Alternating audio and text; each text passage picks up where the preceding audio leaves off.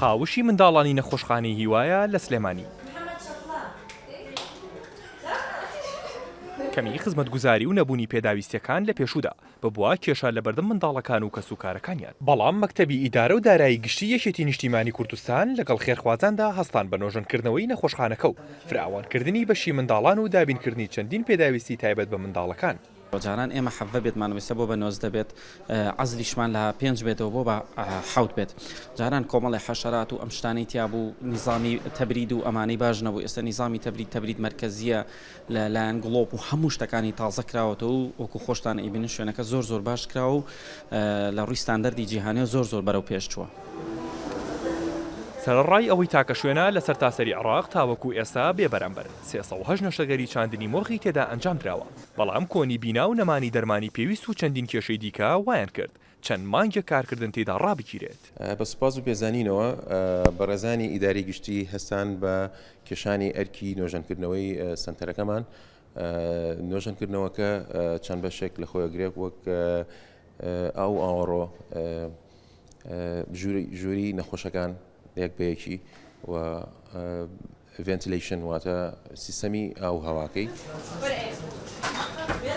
بەهۆی نەمانی دەرمان لە نەخۆشخانەکە چەندین جار بەشێک لە کارەکانی نەخۆشخانەکە ڕاگیراوە.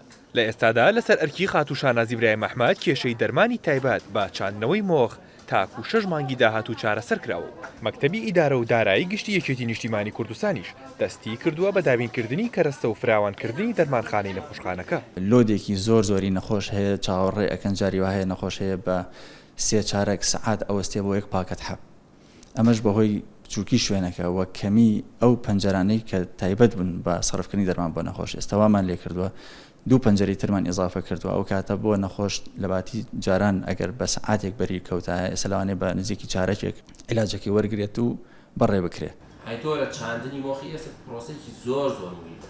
بەڕێوەبەری نەخۆشخانەکەش دەڵێت لە دوای ئەو هەڵمەتەوە لە ئێستادا دەتوانن باشتر لە جاران خزمەتی نەخۆشەکانیان بکەن. لە دوای ئەم نۆژەنکردنەوە ئێستا گرفتی شوێن نەماوە و گرفتی بەشی عەزلی مناڵان نەماوە کە بەشێکی هەستیارە و لەگەڵ ئەوەشدا سەنتەری چاندنی مۆخی ئێسک زیاد لە چەندین مانگ ڕاگیرا بۆی گرفتی دەرمان و شوێنەوە کە ئێستش ئەو گرفتە چارەسەر بووە و من پێت بڵێم تێچووی نەخۆشێکی چاندنی مۆخی ئێستەگەر حکوومەت کە ئینێرێتە دەرەوە و کە ساڵانی ڕابردوو ئێستش چەند حاڵەتێک دەنێرێ زیاد لە دەیان دەفتەر دۆلارە.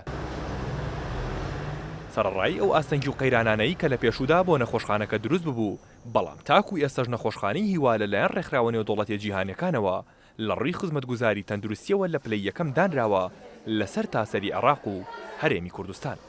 ئەمیر محەممەد، کورسات نیوز، سلێمانی.